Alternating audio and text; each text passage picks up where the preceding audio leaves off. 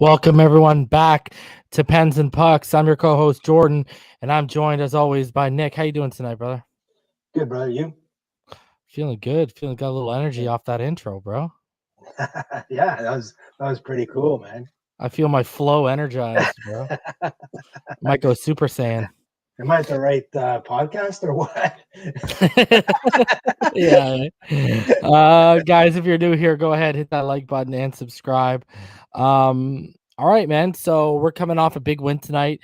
Um, you know, um, 4-0, shutting out the Buffalo Sabres, outscored them.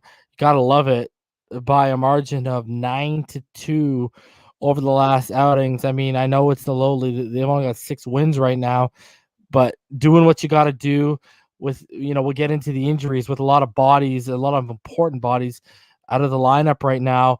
Let's start off with yesterday's game. Now, we were all over them, 42 shots to their 28. Mhm. We won the face-off circle, 53%. But the thing is, we were 0 for 5 on the power play, Nick. We got Yeah. out hit, almost doubled, and we had 7 giveaways to their 2. Still sloppy in some areas, obviously. But we got contributions from guys like Evan Rodriguez, my February player of the month. Crystal Tang decided he was going to show up. Yeah. That boy Marino, and I ain't talking about number 13 from the Aqua and Orange, Mhm. potted one. The Czar came to play, and of course Sidney Crosby added a goal. What were your thoughts coming off of last night's victory? Um, what was your overall thoughts of last night's game? Well, definitely, I thought that game one against the Sabres, like you said, some of the metrics were in our favor. The biggest one, like you said, was the power play 0 for 5, which I was looking for tonight for some improvement. And yes, there was improvement tonight. But yesterday, in terms of, I just the shots were 42 to 28, but I found that there wasn't a lot of quality shots. Mhm. We were shooting from the perimeter. The power play was giving away a lot of prime time opportunities for the pass. And I think that the forecheck was strong. At some points of the game, we did take over, but overall, I think again, Jari looked shaky in the beginning too, so that was somewhat concerning. It was tight for a little bit there, and then we broke it open towards the middle half of the game. But with that, um, like we discussed last week, getting these 4 points in these last two games was huge. But overall, I thought tonight was more of a dominating game for the Pens compared to last night. I thought that all four lines were being rolled, and a lot of guys had energy. Sid played well, but even going back to last night, looking at the injuries that are happening with the team here last night, with the Tanev not out of the lineup, some guys stepping up in different roles and getting more ice time. Definitely, better effort tonight, but decent effort last night. All right, so let's get in tonight. Now, tonight's a little bit of a flip side. We were Mhm. outshot 36 to 31. Again, we won the face-off circle with a 57% clip, but we also converted. We were 50% on our power play to a 4. The hit margin was a little bit closer, and Mhm. they were the team that had more giveaways as they had 9 and we had 7. We had your boy, a rookie, contribute his first goal of the season. And his first goal at the NHL level.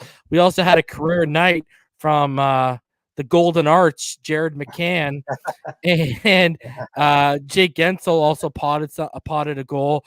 Crosby, he assisted on both McCann goals and the Gensel goal, and he Mhm. now is the 8th fastest player to 1,300 points. I mean, you talked before we went live. If it wasn't for that POS David Steckel, he would probably be in the top 5 in terms of fastest at 1,300. Mhm. Um, what were your thoughts tonight? In terms of how the team performed. I know you already covered that they looked a little bit better to you. Um, Yeah. did you think DeSmith gave us more stability between the pipes than what Jari did in game one? Well, again, I thought for sure he looked more calm. I think the team plays a little different in front of him as well. They take a little bit more of a risk type game when Jari's in the net. So, in terms of defensively in their own zone, they play a little tighter. The one thing that I did notice tonight is the Sabres came out hard. They were throwing the body pretty much on everybody. Ruotsalainen had a dirty hit on Sid. It was late. It was to the head. It was ugly. There was a few cross checks back and forth in the beginning of the game. With Kevin Adams being behind the bench, the GM with both the interim head coach being out with COVID. Being out with COVID. You have the GM behind the bench. It's a different type of feel, and I think guys were trying to prove themselves tonight. So Sid came out hard. That line had a lot of zone time. They played well. I want to call him the Big Z, and that's Zohorna. He's the real Big Z now, and he's in town. Number 67, he's 6'6". How can you move this guy? Honestly, how can you move this guy? The Big Z. He's here. Why don't you just call him Zeus, bro? There you go. Right? So it was good to see. Like, again, all four lines were rolling. That particular line there was Gaudreau, Freddie Gaudreau, and let's talk. That highlight goal last night with him and with Czar. Holy smokes! Yeah, right. Like that was all over the networks last night. Bro, where did Czar get these hands from, bro? He's dishing, he's scoring. What's going on, bro? I don't know if you want to call them hands, because when you got an empty net, I think you got to tap that in, right? So let's not give Czar too much credit, because I think his hands are definitely faster than his feet for sure. But looking at that line tonight with Zohorna scoring that first goal, you had Angelo out there. They created a buzz, and this is what this team needs right now, because you just can't count on Sid's line to pull the weight every game in and game out. You need contributions along the lineup, and all four lines have to contribute. So they did tonight, and that was a positive for tonight. Like you said, Jordan, the power play was 2 for 4 tonight, which was great to see. And then the PK's been outstanding the last couple of games as well. Again, Buffalo was 0 for 4 on the power play. Faceoffs were good. Sid was what was Sid on the faceoff tonight? He looked like he was rocking it on the faceoff. Tonight he was. He was 71%. Right? Is that correct? He was. I'm bringing it up right here. Yeah. One moment. Go to the 3-point man. Yeah, he was 71% tonight, and yesterday he was hitting at 74%. So we've talked about it in previous shows that the face-off percentage is huge when you're playing against teams. You want to have that puck possession. You look at all 3 guys or 4 guys tonight. You look at Jankowski, he was at 67%. You had Lafferty at 60, you had McCann at 50, Gaudreau was at 50. So again, Rodriguez a little lower at 22. But I gotta ask you, in your house tonight, did you make the call? Big Z from the slot. I did. I actually did a lot when he scored, because I called it. I called it at dinner tonight. I'm like, he's scoring. So there's a couple of players that I've been waiting to see in the lineup, and you got to agree with me with this, is that Freddie Gaudreau has looked really good. Like he's looked like he stabilized that fourth line. Freddie Hockey. We want to call him Freddie Hockey, right? Yeah, I like that. Freddie Hockey. Freddie Hockey's in town. The Big Z. We're just taking up all the names here. Right? Double A. Tonight, the only thing what you're going to find in the Penguins game when some of these players are playing more minutes, we talked about this last week, is that the giveaways, the mental mistakes might happen. A player that's used to playing 5 or 6 minutes, that's playing double-digit hockey now. 12 now. Yeah, you're gonna start to see a little bit of a difference there. And tonight we had 7 giveaways versus the 9 from Buffalo. So, but at least we're consistent. We had 7 the night before too, bro. Yeah. If you want to be consistent in one thing, giveaways are, I guess, the thing we're looking at, right? Jesus. So the scary thing that I want to ask you now, so if you're Burke and Hextall, okay, and this is just reviewing these last 2 games with the different guys coming in out of the lineup, what is your mindset here? Because you're starting to see some guys play like Gaudreau, like we talked about, Jenks getting more ice time, Seager's playing more, Lafferty's playing more. Yes, it's the bottom feeder Buffalo Sabres. They've lost 16 games in a row. Yeah. But does that change your mindset, Jordan, as a GM to say, I'm standing still with this team? No, because the last couple of years, Malkin's been a little soft in terms of he gets injured pretty easily now. He's turning into kind of glass. I need a guy who's a tweener who can step up into that second line role if we need to. But if I have him in that third line center role, I know I'm going to get quality. I'm going to get quality ice time every time I put him out there. I need that tweener right now. So what I mean, and at the end of the day, we need that and we need some winger help. I'm going to stick with that, man. Like, look at where we got like McCann playing and such. You know what I mean? Like a little bit out of his depth. You know what I mean? So I think we need a winger. I think we need a center. And I think that winger needs to be a legitimate top 6 guy. All right. To push down the guys like you were talking about. We need a center who can be a tweener where he can give you quality minutes, super quality minutes on the third line role, but quality minutes if you got to bring him up to 2. And I wouldn't hate it if he's a power play killer too. And then I still think we need another. I would like another defensive piece, bro. That's a lot on your. It's not going to happen. On it's your not going to happen. list.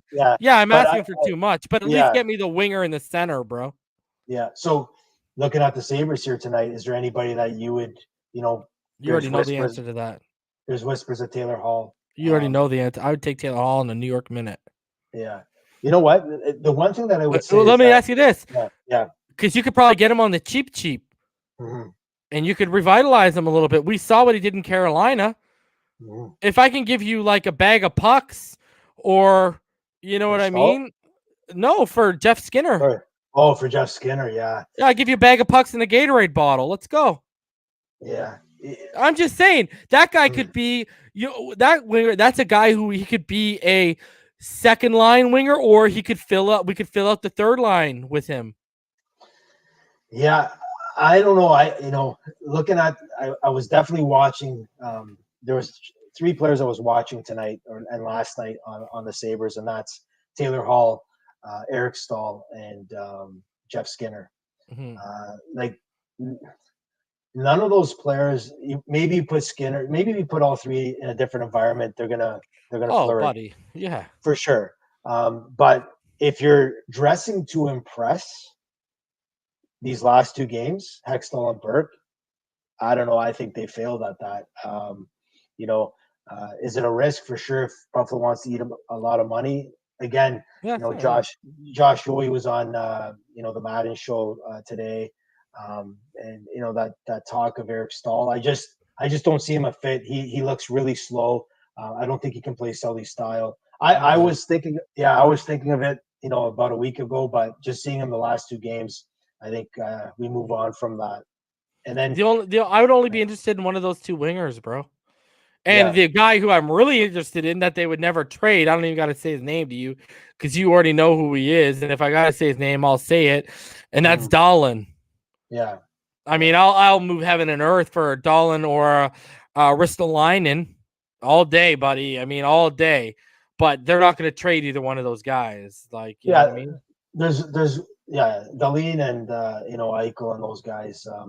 They're basically sort of untouchable. I think Eichel might get moved this summer, but that being said, going back to Pittsburgh, I think even a guy like Olofsson on Buffalo, not a high priced player, young kid.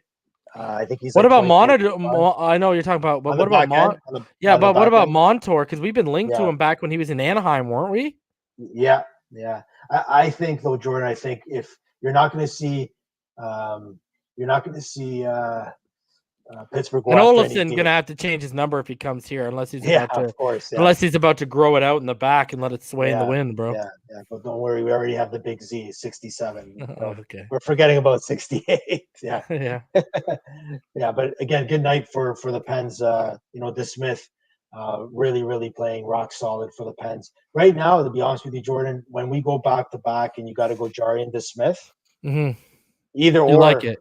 I like it right now. Yeah. Jarry's turned the corner since we started this podcast. 2 questions I got for you before we move on to the next topic here. A, because his minutes got increased. He went from about 20 and such last night to about 23 and such tonight. How impressed have you been with Dumo since he came back? And two, do you think Crosby's turning the corner? We hoped he would, and he looks a little bit more invested over the past week and a half. So first question to Dumo, he's playing rock solid. And you can, and with that, you also see the change with Letang. Okay, so you're also seeing Letang's play calm down once Dumo's back. Dumo's been rock solid. You know, prior to him coming back, you and I had a discussion. Okay, which D we would, if it's Patterson, if it's Dumo, who are you going to trade, right? Big time contracts, $4.5 million, both guys. Dumo has to stay. Because Letang's not going anywhere. Dumo's the rock solid. Crosby, the last 2 weeks he's been on his game. He's moving his feet. He's engaged. He's leading the team. It comes down to this again, though, Jordan, with Sid. No Malkin. Sid's playing. So, right, it's some things never change. Exactly. So yes, I think both players are playing really solid. All right, so let's keep it rolling here for a sec. Let's get into what we got coming up right here with the Penguins and Islanders. Now we're heading in. The first game between them is on Saturday at 7 p.m. And right now, the Islanders, I mean, they have the 16th best power play. They're converting at a 20.2 clip. We're converting at a 19.2 clip. We're 20th. Their penalty kill, they're 10th. They kill penalties at an 82.3 clip, and we're 17th, killing them at a 77.5 clip. In the faceoff circle, we're only hovering at about 49%, which is 20th in the NHL. They're hovering at about 51.6, and what's crazy is 51 and 49, 100. And they're 8th in the NHL right now. When you go for the goals for per game, we're 12th. We're averaging about 3.12. They're averaging about 2.94, which is 16th. And then the goals against, Nick, they're second in the NHL, only allowing about 2.21 goals a game.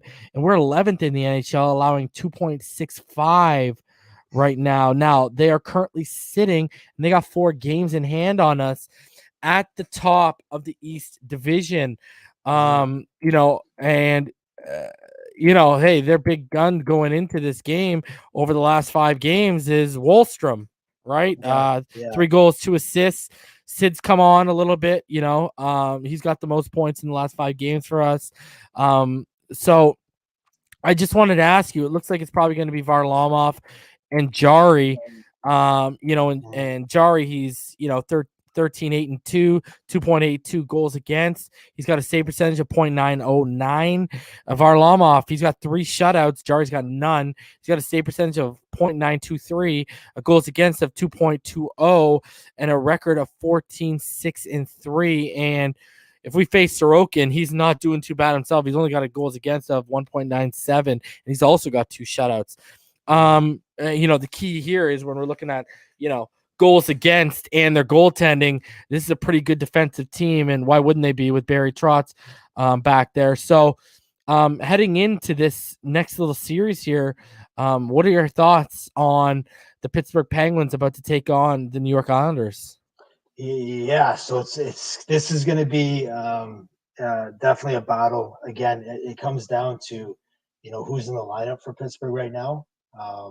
They're not injury riddled, the Islanders. They lost their captain, obviously, but Pittsburgh's basically playing their second, third, and fourth lines. It's a mixed bag. The second line's playing with third line players and fourth line players and whatnot. Battle of goaltenders for sure. Varlamov and Jari are having good seasons. Tonight, the Islanders won 4-3 in overtime against the Bruins. I was, keeping track of that game, and it was back and forth. Boston was winning multiple times in that game. Was hoping for a win by Boston, because I definitely think, prior to, maybe 3 weeks ago or a month ago before we started doing this, Jordan, we were worried about making the playoffs. And now we're starting to, get away from the Flyers and the Rangers, and pulling away even from Boston. Even though we have games in Boston has games in hand on us, they have And 5. we faced them twice back to back in their barn after this Islanders series, right? Right. So we play, we play Boston 4 times the remainder of the schedule, Rangers twice, Washington twice. We play the Devils 5 times. We play the Flyers 4 times, Buffalo 4 times, and now this is the last time we're going to see the Islanders for the remainder of the schedule. Thank God. These 2 games. But that being said, they're both at home. These games coming up, right? If you look at the away record for the Islanders, they're 9-7-2. Okay, they're dominant at home at 13-1-2, and then for Pittsburgh right now we're 14-3-1 at home. So, and I believe, I'm not sure if it's this weekend or sometime next week, PPG is going to be allowing up to 6,000 fans. So that's definitely going to help us down the road, because everybody's saying, Eddie Olczyk was on Madden today, and he was saying the difference with fans in the building. It's a different atmosphere, for the players as well. So, but when you Feed look off at the energy, right? yeah, feed off the energy, and when you look at these 2 teams, it's going to be a stingy 2 games. I think Pittsburgh has to play tight defensively. You can't give up 7 giveaways to the Islanders, because it'll end up in the back of the net. In terms And a of correction, I don't know what I was thinking about. I was looking at they're 4 points ahead of us, not 4 games in hand. We both played 34. Yeah. So again, but if you look at, like you said, they have 102 goals for right now. We have 109. Okay. But what stands out, like you said, Jordan, is the 76 goals against. Yeah. Unbelievable. But again, if you look at, we talked about this last time as well, Jordan, is that what the Islanders do really well is they play a collapsed defense in their own zone. So they just bury down in front of the net below the hash marks. They have 5 guys basically there covering up for Larmov. Penguins have to move that puck quick, use that white ice, get it top of the circle, and they have to score dirty goals. Every time we play the Islanders, they're dirty goals, except for that, that nice Malkin goal. I think it was his first or second goal of the year. I think it was his second, where he went top cheese in Long Island. But it's going to be tight, and it's going to come down really, if Sid's line gets shut down, who steps up? Okay, Come on, you know the answer to that, bro. The Big Oh. Z, baby. I was gonna say that, right? But I got the jersey in the mail for you. It's coming.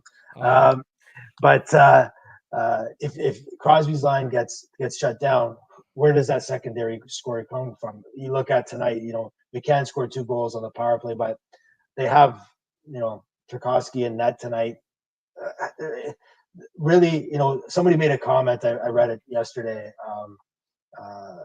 That they played a high school hockey team. So, that's how bad Buffalo is right now. So this series here against Buffalo, let's move on. This will be a big test for the Penguins with the multiple injuries. And we'll see who carries the weight. Because like I said, if they go hard on Sid and Jake and Rust, what happens to that second line?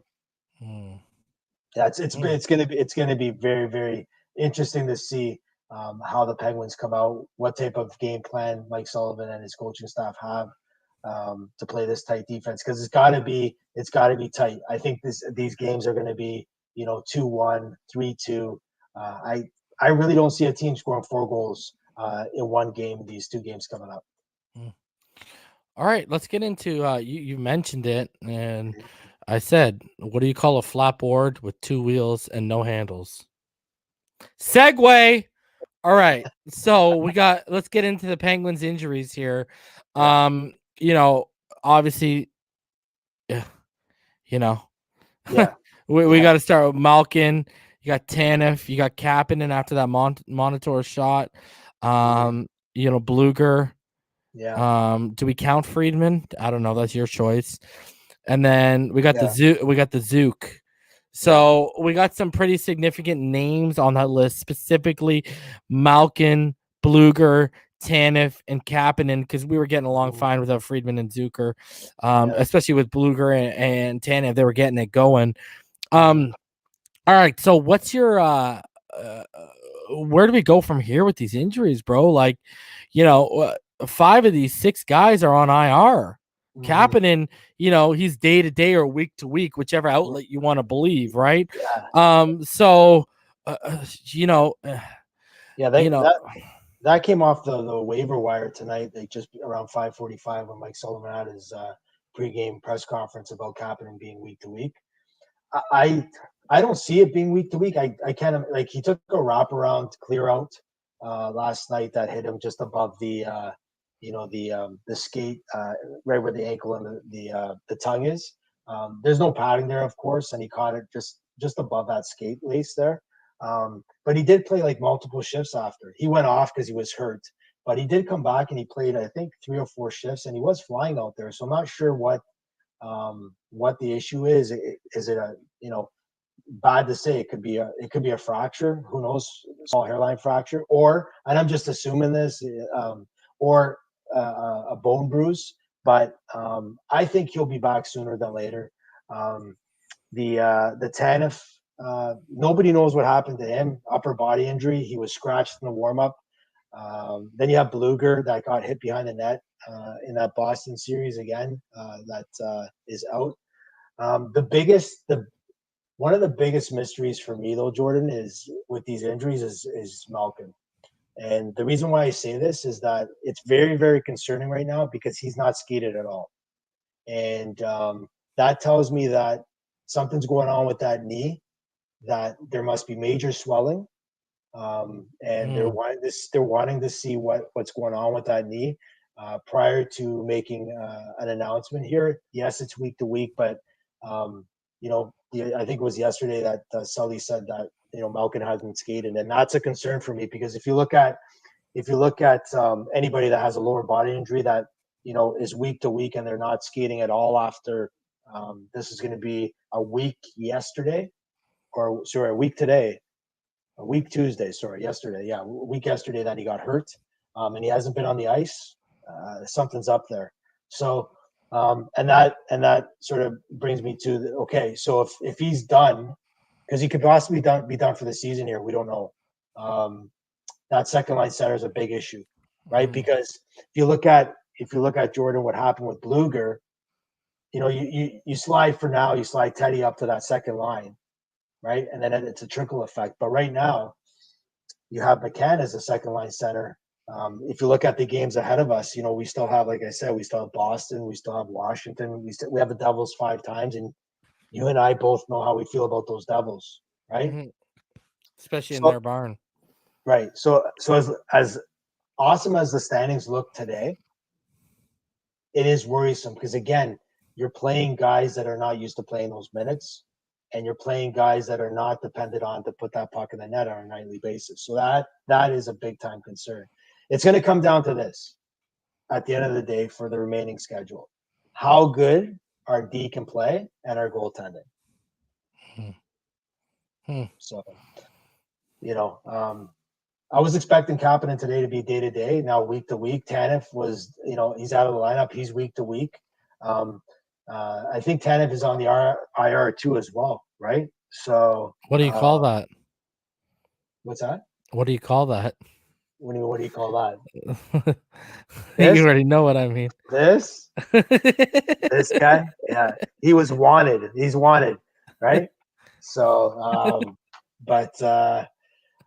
yeah, it's I've never seen this before. You have your top 6 guys just dropping like flies here, and again, I was looking forward to this series coming up because I think it was going to be the battle of the first place teams. We're right there. We're right after, Washington has 2 games in hand on us, but the only 4 points ahead, behind the Islanders. You win both these games, you're right there with them. You're right there. And why? And you know what? Why settle for 4th? Like, why should Penguin fans settle for 4th now? We're right there. Let's catch home ice advantage. This is where we're like. Why not start off at PPG instead of playing Washington? Down there and or playing, coming in 4th and playing, let's say, Long Island. Do you like that matchup if we get Washington as the 2 and the 3? Yeah, I definitely do. I think the goaltending for Washington is not as good as ours. We have a 1-2 punch. Braden. Thank God they got rid of him. Now we don't got to worry about that guy. Exactly. And then you look at the speed factor. I think we're a faster team than the Washington Capitals. I'm not scared of Washington. The 2 teams that I'm scared of playing are the 2 teams that have the best goals against average in the league, and that's the New York Islanders. We're seeing this weekend the Boston Bruins. Those two teams, number one in their barn, we don't play well. And if you're not getting home ice and you're going there first, it's going to be we saw what happened in 2019 with the Islanders. So Yeah. yeah. So with all these injuries, that's got to lead. Burke came out this week. He said if we can add, we're going to add before the deadline. But he also made a key statement that they don't want to trade any of their top prospects. They don't want to give any of those away. So what do you think they're working at? Could they be picking apart a team like Nashville for a Michael Granlund? Or, could they be going after an Eric Holla, both guys who can play center or the wing? Or are they going after a guy like Luke Glendening from the Detroit Red Wings, who, he's a leader on that team, but he's also basically a face-off specialist? Are they going for the sexy names like we talked earlier? Taylor Hall. I know he's not the name he was a couple of years ago, but Jeff Skinner. Where do you see them going? And, do you see them making a move or moves by the deadline? What do you think in terms of Jordan? If you look at the Penguins roster right now, so if you look at the roster and you look at the guys that are on the roster currently right now, they're not going to be trading Poulin or Leger.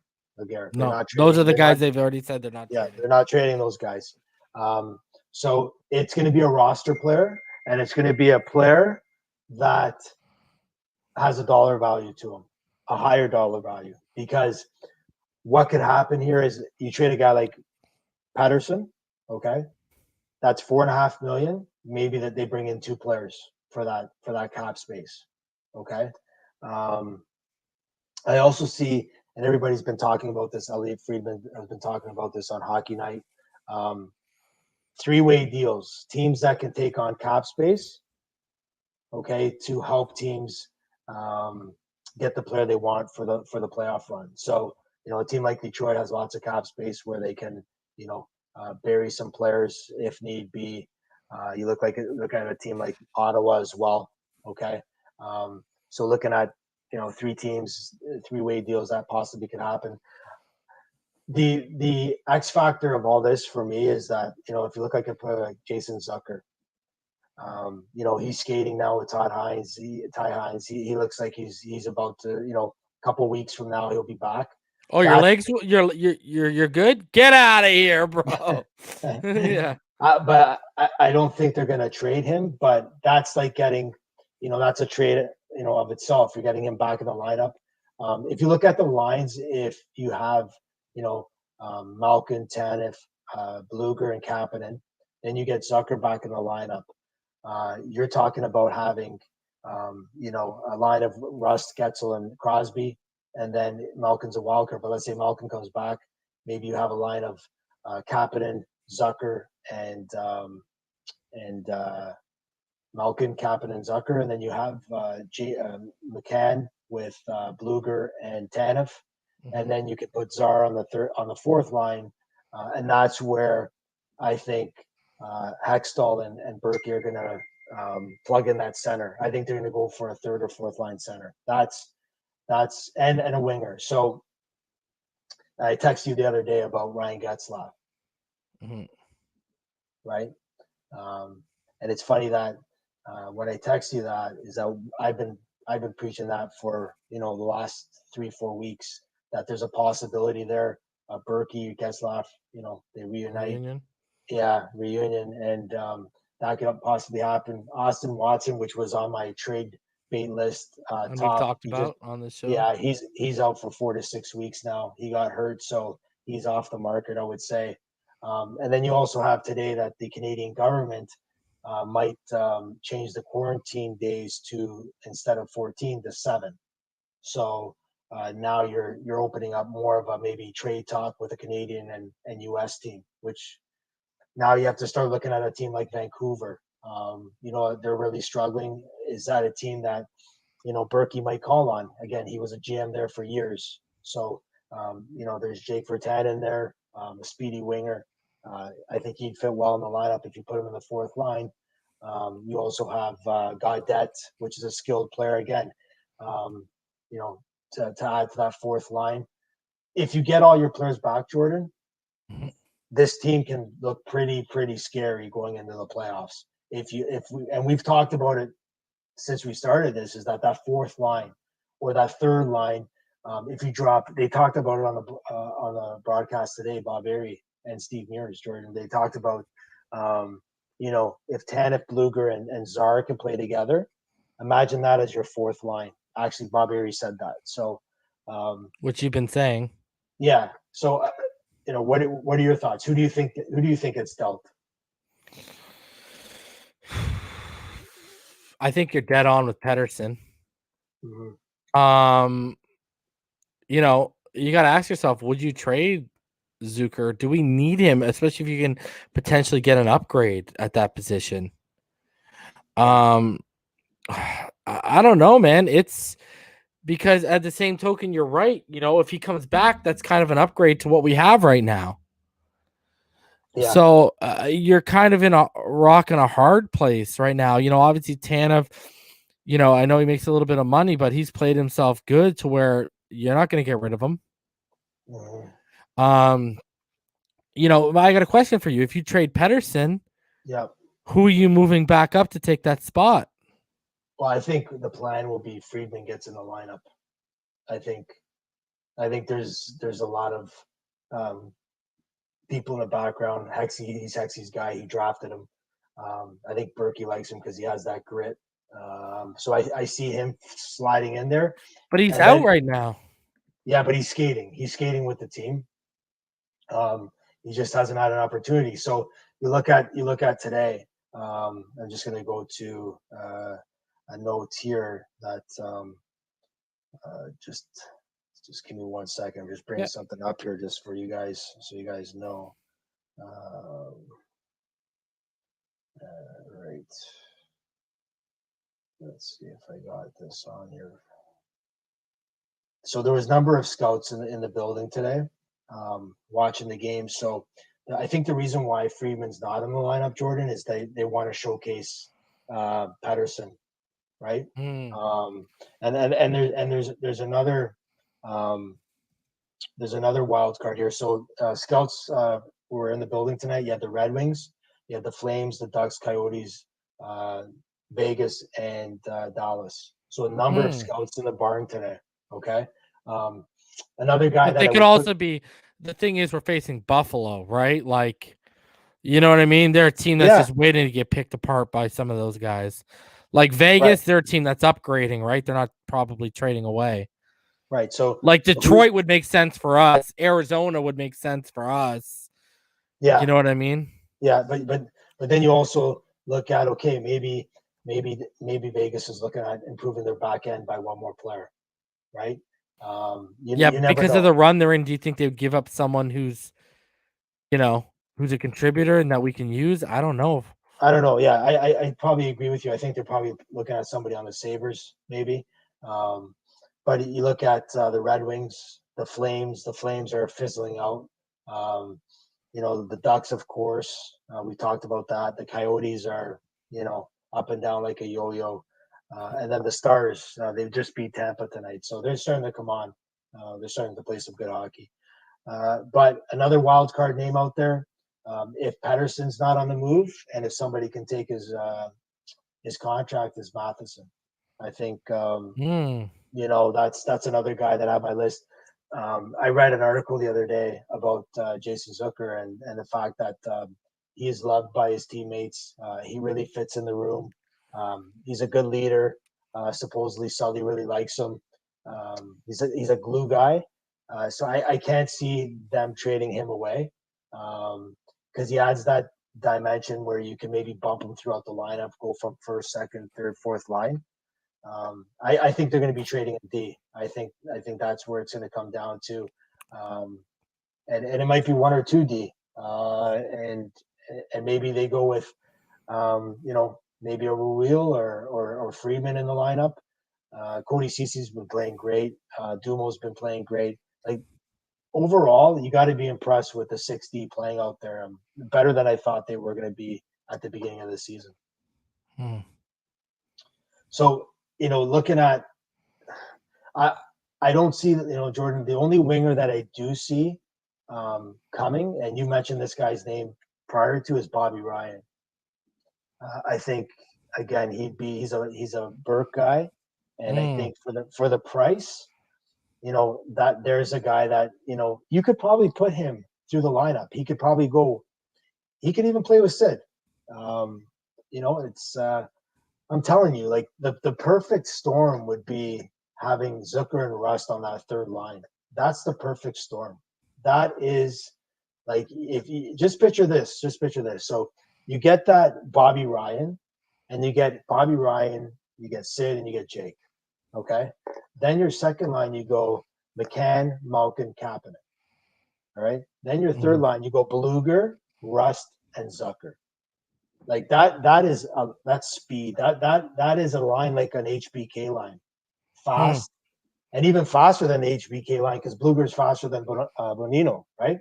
Yeah. So, but then the wild card is, okay, is Freddie Hockey gonna be your guy playing fourth line center? Yeah. When you put all these pieces together, Jordan, this team on paper looks really, really good to contend. And I think Berkey, like you read the article yesterday, like you said, I think he's quite surprised with what he's seen from the Penguins. I think he thought that the window was closed, and he mentioned that on Sportsnet a long time ago. Mm-hmm. But I think he thinks there's a chance. I really do. And honestly, what we have to do, bro, is we just have Yeah. to get out of our own division. Yeah. In terms of you got to get out of those first two rounds, and I think we can. What would we be lined up against, the North? I believe we're up against the North, and then the West goes up against the Central division. So, okay, perfect example. This team can beat the Toronto Maple Leafs because they'll try and play our style. They'll try and play that pond hockey, go fast, and we'll beat them at their own game. Mhm. We can beat Edmonton. We can legit. I think we can beat any team in the North. I truly believe that, bro. I think any team in the East can beat the top team in the North. I agree. Because if you look at, and you mentioned that word pond hockey, if you look at the North Division, it's wide open. They play a wide open style, run and gun. But if you look at the East games, it's a grind. It's like the old Patrick division. They beat each other up. There's no easy, which is more playoff-ish hockey, right? Right, and that's the huge advantage playing in the East. And that's why we said it before. I really don't think there's really a contender in the North. You're telling me the Leafs are going to win the Cup with Campbell in that? They got a problem with it. You're going to win the Cup with Smith in that? It ain't going to happen. They won't win it with Freddie Anderson in that either. Who do you want to right? But exactly right. And then you look at the only team that in that North that has a number one goalie is Hellebuck, and he plays for the Jets. So and who we can beat.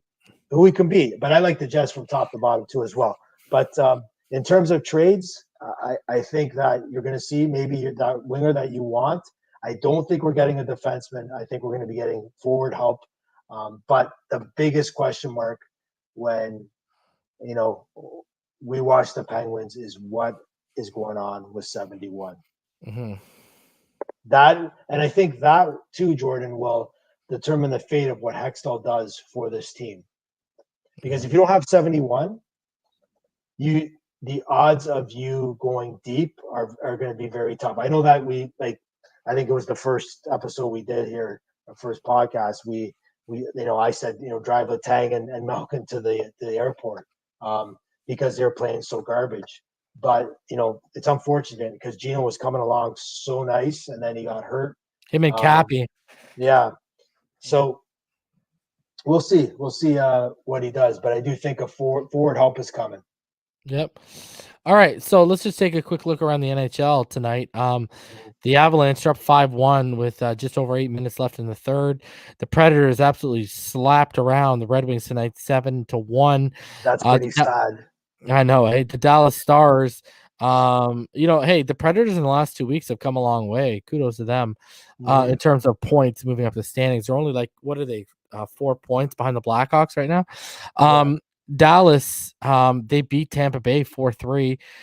Carolina, they squeaked one out in overtime, 4-3 over the Jackets. The Islanders, they won again. They beat the Boston Bruins 4-3 in overtime. So there's that 4-goal game. Obviously the Penguins beat the Sabres 4-0. The Blackhawks beat the Panthers 3-0. The Wild, your team, your little sleeper team there, they won 2-0 over the Blues. The Capitals barely got by the Devils 4-3. The Toronto Maple Leafs squeaked one by the lowly Ottawa Senators 3-2 in overtime. And the Rangers keep the woes of the Flyers going as they beat them 8-3. It's Your thoughts of it's what transpired tonight, brother? it's ugly in Philly. I would Oh, not buddy. want to. I wouldn't want to. Nosedive, brother. Oh, Nosedive.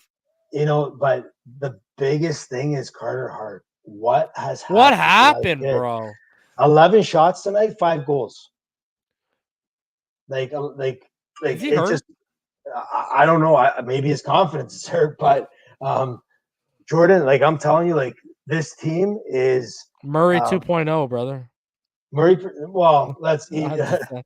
You know what I maybe. mean. Yeah. Minus the cups. But do you think? Let me ask you something. Do you think they've quit on Vigneault? Do you think they quit? Because He's got a short shelf life as a coach too. right. And I was talking to a Flyers fan last week, and he was telling me that And the way he pushes you, if you don't get results, I could see people getting out on him quick. right. He was telling me, the Flyers fan last week. He said that he can't stand the way Vigneault coaches. So do they make a move? I think they have to, because they're going down hard. You look at where they're at right now. They have 34 points, 32 games. We have they have 2 games in hand on us, but we're 10 points ahead of them. Like they're starting to lose steam here. Yeah. You look at the Rangers. The Buddy, Rangers the are coming. Rangers have passed them, bro. Yeah, Rangers have passed them, and Boston Bruins were they weren't playing for a little while here because of the COVID. Yeah, we got 5 games in hand on the Bruins. Yeah, right now. right. Yeah. So, but again, Philly's struggling. If you look at, again, I like to listen to all the media outlets and listen to what they have to say, and everybody's talking about Tampa, and again, they lost to Dallas today, but they're looking good. Your team, Carolina, they're again, solid.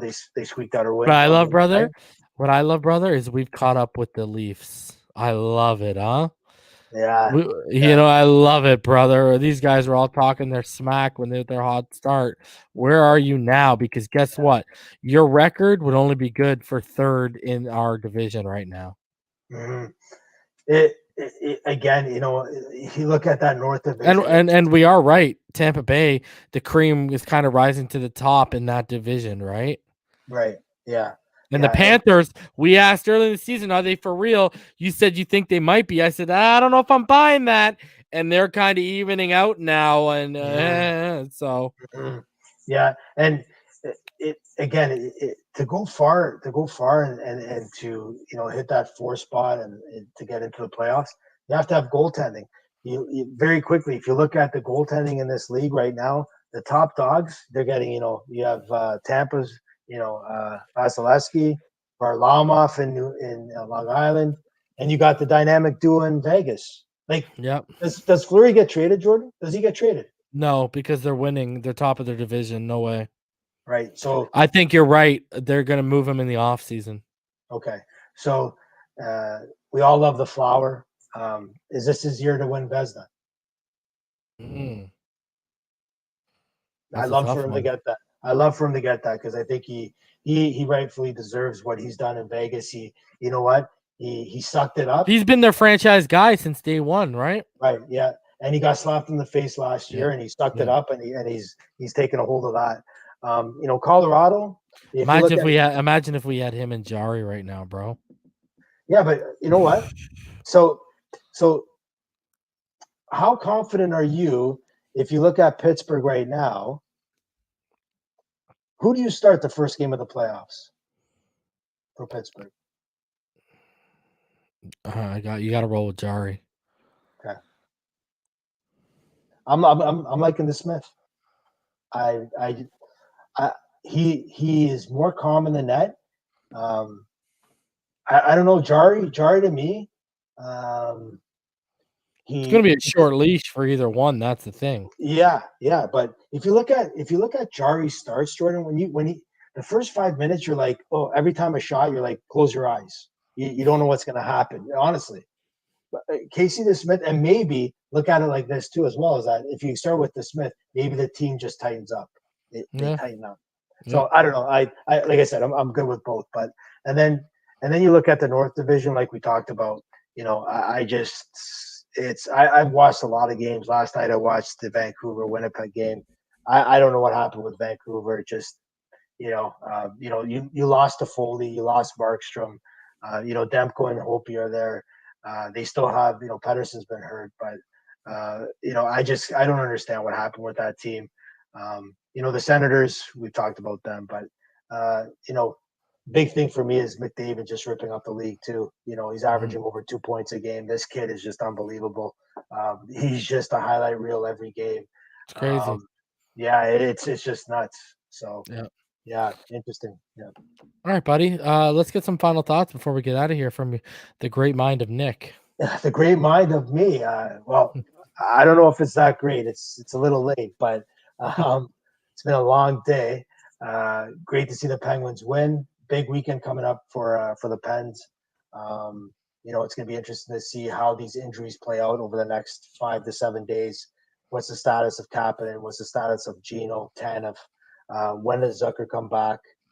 Injuries are going to be, and you know what, Jordan, since we went back to 2008, our Stanley Cup run there, and we've continued to go to Pittsburgh when they make the Stanley Cups, it's always been about injuries with the team and how can we overcome them. It's never been an easy ride. But the one thing that I do really like, what I see right now, is that Sully has got this team believing. And he's also got me believing, and I'm sure he's got Penguin Nation out there believing as well. So looking forward to the back-to-back Islander game, and let's get 4 points. All right, brother. So when are we going to be back here? I think we had talked about it earlier. I don't know. I think maybe the Sunday, maybe after the Islander game. They don't play Sunday though, right? They play Saturday. They play Saturday, and then they play, I believe, Monday. Yeah, so we'll be here first, probably Sunday afternoon? Yeah, Sunday afternoon. All right, so yeah, guys, we'll be back Sunday afternoon. We'll review the first game against the Islanders and preview the second game and get you set up for the week that will be. Until then, I hope everyone has a good night, and we'll see you then. Go ahead. Just 1 second, Jordan. Just, let's just roll that Pens of Puck video again, just one more time, so we can just let everybody see what we've done here. And then we're out. And then we're out, because you know what? Jordan has to go have his milk and cookies. Okay, bro, I haven't had dinner yet. All right, I gotta hungry man's dinner. That's what he's gonna have. Yeah, I gotta have something. No. I gotta have something substantial here. All right, so yeah, we will see you on Sunday, Puckheads. Until then, per Nick's request. Here we go. Here we go. Have a good night, everyone. See you guys.